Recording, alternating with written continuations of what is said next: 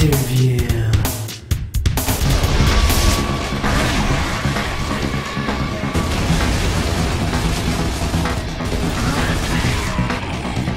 So in Gears of War 3 multiplayer, we have a new mode, which is new to the franchise, but not new to the shooter genre of Team Deathmatch.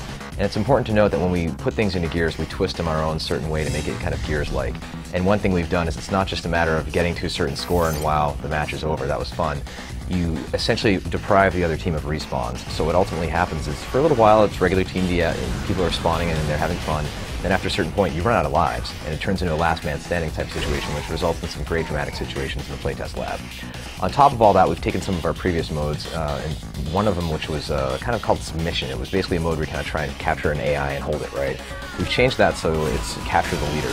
So one player on the COG is Chairman Prescott, the player on the Locust is Queen Mira. You spawn and you basically have to capture the leader, you take him hostage and take him somewhere in the map and just hang on to him for a certain amount of time, which has proven to be quite a bit of fun. On top of it all, we used to have modes like Annex, where it was kind of a territory control mode and things like that, and it kind of was a little fuzzy as far as what the rules were. We've consolidated and changed that, modified it, and streamlined it into a mode that's essentially a territory-based mode, where it's King of the Hill. So find the circle, hold it, sap it to the points, get a certain percentage point to win, and then it moves to another location, which has provided some very strategic and fun matches for us. So the weapons, of course, are one of the great things people love about Gears of War, and we've added in a sawed-off double-barrel shotgun. And this gun is really like it's a cone of death in front of you. If you go more than a few feet away from somebody, it doesn't do too much damage.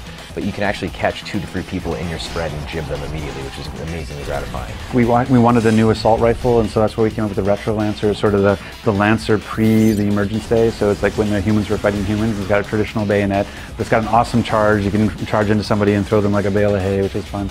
But also to the novel like the Digger, where you can actually shoot a grenade underground and it pops up behind cover and flushes people out of cover.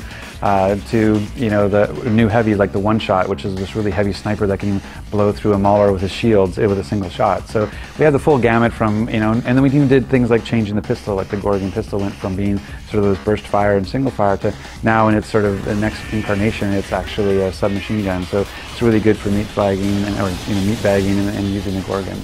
On top of that, we have the Hammer Burst returning. It's semi-automatic. Pull the trigger and fire it as fast as you can almost. And we have iron sights, which is a first for the franchise, so you can actually zoom in and see your enemy closer and take them out from a longer distance. So everything covered from super close range, the sawed-off double-barrel shotgun, all the way through to the Hammer Burst.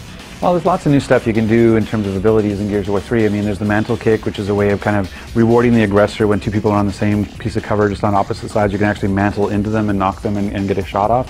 But there's also things like, with the Retro Lancer charge, we've got things like being able to spot now, where you can spot an enemy for your teammates and call out that you see an enemy. The new TACCOM has new things you can see. You can actually spot, go to a new map and find it where the power weapons are going to spawn right away. There's all kinds of sort of layers we've added into the core gameplay, which just made it that much easier to play in terms of a new player coming to it, but also even deeper too for core players. And then on top of all of that, what we've done is we've added our executions in a way that we wanted them to be unlockable. We wanted them to be something you earn for prestige and that you use to gain extra experience. And by doing that, we decided to have people earn them back. So we basically pulled all the executions away, and then you unlock them as you use particular weapons. But what it does mean is that every weapon has its own unique execution now, unlike Gears 2, where there's kind of hit or miss. So some of the characters we have that are playable in multiplayer, we haven't really announced the final set as far as the actual number of them. You can play as the Locust Queen in multiplayer now. She's gone from kind of her regal type of dress to like battle armor now, and she's in there with everybody else kicking butt. Females are very well represented in this game now. You have Anya, who of course was the dispatcher previously in the game, and now she's a tough soldier, seeing as it's been 18 months since the last game. You also have Sam Byrne, who's another really, really tough female, kind of has a slightly darker complexion, has a little bit of an attitude, voiced by Claudia Black, of course, who's just a wonderful voice actress.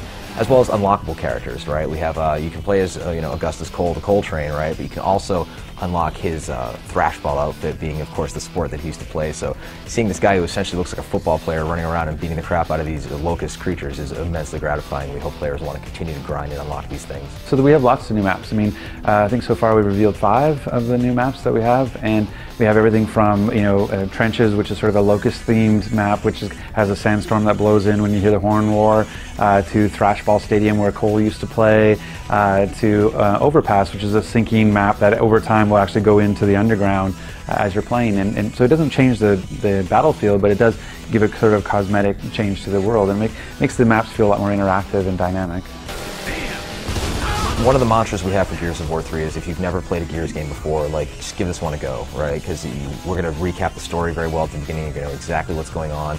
When you get into the online space, we wanted to make sure that it wasn't just, welcome to Gears, here's a shotgun to the face, now wait 3 minutes to play again for that same experience. The hardcore love it, the casual gamers might not so much. By adding Team Deathmatch, that's going to help, so players can maybe only wait 10 seconds in a spawn queue and then they get back in and they get some kills and start the experience grind, right? On top of all that, we were putting in a feature that I think might be slightly controversial, but I think is going to help the game in the long run. It's kind of a newbie assistance to the game, whereas we detect if you've never played Gears 1 or Gears 2, have no achievements, get a little bit of help for your first 10 kills, get a little bit extra health, get a little bit of a damage boost. So you can give them a little bit of a taste of how good it feels to take somebody down in the Gears world. So hopefully, by the time this thing eventually wears off, the training wheels are off and they can kill everybody else with equal skill. So originally Gears 2 was slated to ship in April 2011. We have since made the strategic decision to ship it in holiday window for 2011. We're really excited about the delay, actually. I mean, I understand why it's frustrating for some of the customers. And from our side, you know, the fact that we were completely on track for an April release, it is a little disheartening from that perspective. We were getting set up and we were starting to really close down the project and getting ready to ship it for April. But at the same time, there's a huge opportunity here, which is, you know, betas are not trivial. There's a lot of work to getting, you know, to go through cert and has to be polished enough to be able to get there, because everybody sort of treats it as a demo nowadays. It's not just a beta. And so to have a highly polished beta and have enough time to get fan reaction so that you can incorporate that reaction into it, it takes a lot of work and it takes time. And so that extra 5 months, you know, in that time period, we're going to be able to do that, and not only do it, but do it on top of dedicated servers, so that we can actually really test the scalability and are the data centers in the right place, are we in the right place globally, all that kind of stuff. So we're really looking forward to having, you know, this really polished multiplayer experience when Gears 3 ships. Game is coming out holiday 2011. Haven't locked down a specific date, but it's of course exclusively on Xbox 360.